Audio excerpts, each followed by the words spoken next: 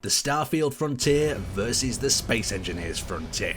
Now, just before the launch of Starfield, a creator on the workshop built this lovely replica of the Frontier from Starfield. At that time, they didn't know all of the details and they only had so many pictures to work off, so we're going to have a look today at just how accurate this replica is. Now, both these games do offer shipbuilding, where Starfield offers a modular building system. Space Engineers allows you to place blocks pretty much wherever, and in this particular design, the Space Engineer ship does some things better and the Starfield ship does other things better as well. So let's dive into this build. So to give you a little bit of background first on the Frontier, it's considered a vintage ship or an older generation ship that's developed by Nova Galactic. And Nova Galactic have actually gone under. They no longer produce ship modules or ships, and it's quite interesting this because their whole facility has been taken over by pirates. So it gives you this feel of an outdated vessel, almost like Serenity or the Firefly. So let's see how well this creator has replicated the Frontier. We're going to start with an exterior tour. Now you can see that from the exterior here, it is very accurate indeed. The only thing that I've really noticed is the cockpit on the Starfield design is slightly elongated, but the location of the weapons, the shield generator on the top there, as well as the thrusters being angled in such a way is very accurate. On the Space Engineers build, we do have a jump drive replacing the grav drive, but they pretty much do the same thing. We've got a reactor, and just below that we've got the slope of the cargo pod that's been replicated very well on the Space Engineers ship. Looking around this side, we've got the helium-3 tanks, the missile launchers, and the weapon on this side. That's been replicated to the best of the creator's ability, and I have to say the landing legs and this loading ramp look fantastic on both. They actually have a folding ramp tip that folds up into the hangar bay when this is either deploying or folding up. Now, both of these cargo bays have quite a lot of detail, but Space Engineers always seems to let you down a little bit when it comes to interior details, where Starfield, on the other hand, is just filled with little nooks and crannies. But you can't go into the cargo bay on the Starfield ship. Now, heading up into the upper area, we are met with a loading screen in Starfield where you have to climb a ladder in the Space Engineers build. In these little pods, you can see that we have access to the docking bay within the Space Engineers ship, but you can't actually go up here within the Starfield ship. It's just an empty door with no options, but you can actually exit within the Space Engineers ship. But Starfield blows us away with some lovely toilet details, folding doors. Look at this lovely NASA-style interior, where on the other hand, Space Engineers interiors are a little bit basic. They're a lot harder to do, but we've also got to remember the creator of this build probably didn't see this interior at this time. There was not all these details available to him. But we've got a lovely sandwich there. We've got these little cooking stations with different components, coffee mounted into each of the areas. And this area is specific to the Frontier with helmets and other gadgets that have been collected from its endeavours, including slippers, some nice little fabric-like tubes, and we've got another science station over on this side, as well as this sort of holographic map desk. Just loads of storage, very NASA-inspired, the Frontier, and all the other Nova Galactic designs, something I really like. Now, as we head over to the door here, this is really cool indeed. All the doors within Starfield seem to be ripped right out of Fallout. They've got these lovely vault effects. I think that's something Bethesda have really nailed. You can see the latches lock down and seal it, handles open up, things tilt to the side.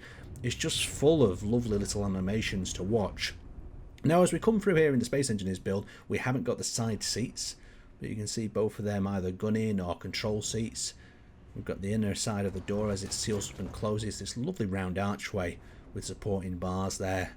Each of the cockpits on either side, and then you've got this extra little window above that's not replicated in the Space Engineers build, but it would be hard to do. This whole shape and whole angle is a challenge in its own within the Space Engineers build. So as we begin and we take off the ship within Starfield, notice the ramp folds up at the front, legs deploy in, and the thrusters rotate away from that vertical takeoff mode. I always think that these takeoffs seem a little bit gimmicky, and it'd be nice to take off the ship yourself. And of course in Space Engineers you have to do all this yourself, so the landing gears go up, but this one was lacking a little bit of thrust.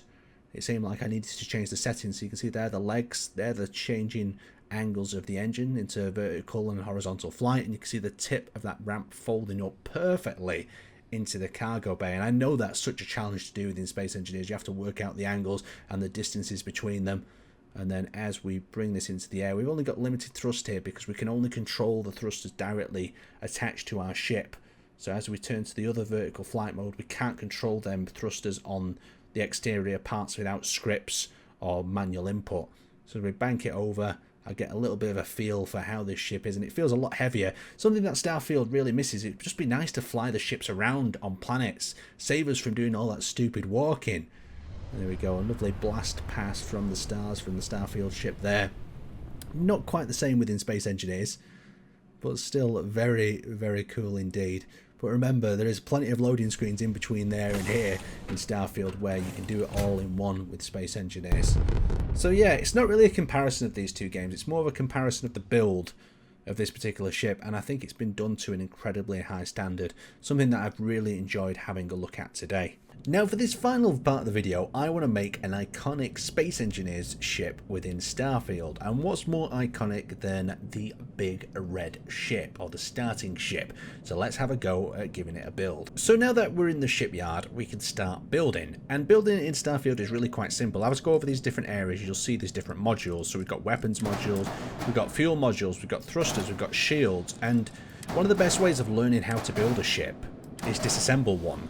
So we've got this Crimson Fleet Ghost here that's got some unique parts, and what's interesting about this is that only some of these parts are found at certain locations, so you have to fly around to find the person that you want to use their ship parts.